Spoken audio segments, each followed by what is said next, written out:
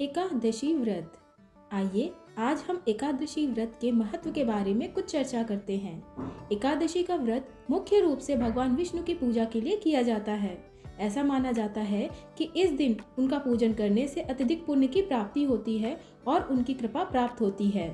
एकादशी व्रत को पापों को दूर करने और आत्मशुद्धि प्राप्त करने का एक प्रभावी तरीका माना जाता है। ऐसा माना जाता है कि इस दिन व्रत रखने और भगवान विष्णु की पूजा करने से व्यक्ति के पिछले जन्मों के पापों से मुक्ति मिल जाती है। यह व्रत इतना शक्तिशाली है कि एकादशी का उपवास पूर्ण मनोयोग से करने से निसंतान दंपति को संतान सुख अवश्य मिलता है। यह व्रत कई यज्ञों के फल को देने वाला व्रत है। एकादशी का दिन पितरों को मुक्ति देने के लिए बहुत खास है, क्योंकि जिन पितरों को मोक्ष प्राप्त नहीं हुआ है उनके लिए इस दिन एक लोटे पानी में थोड़े से काले तिल मिलाकर दक्षिण दिशा की ओर मुख करके पितृ तर्पण करने से पितरों को मोक्ष प्राप्त होती है।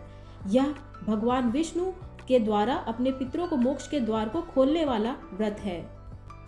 एकादशी व्रत पूर्ण रूप से मन पूर्वक करने से मनुष्य तपस्वी, विद्वान, पुत्रवान और लक्ष्मीवान बनता है।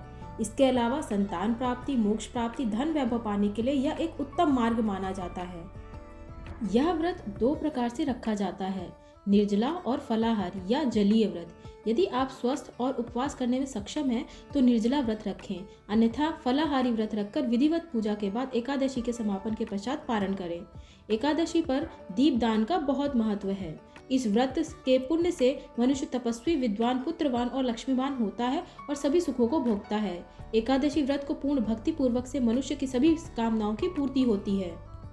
एकादशी व्रत के बारे में सबसे प्रसिद्ध कहानी भगवान विष्णु और दैत्य रूर के बीच के युद्ध की है। कहानी के अनुसार रूर एक बहुत शक्तिशाली दैत्य था जिसने स्वर्ग पर कब्जा कर लिया था। देवताओं ने भगवान विष्णु से मदद की भीख मांगी। भगवान विष्णु ने रूर को युद्ध में हराया, लेकिन वो युद्ध के दौरान घायल हो गए।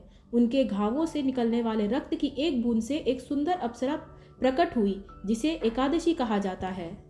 और भगवान विष्णु ने एकादशी को वरदान दिया कि जो कोई भी एकादशी का व्रत रखेगा वो अपने सभी पापों से मुक्त हो जाएगा और मोक्ष प्राप्त करेगा।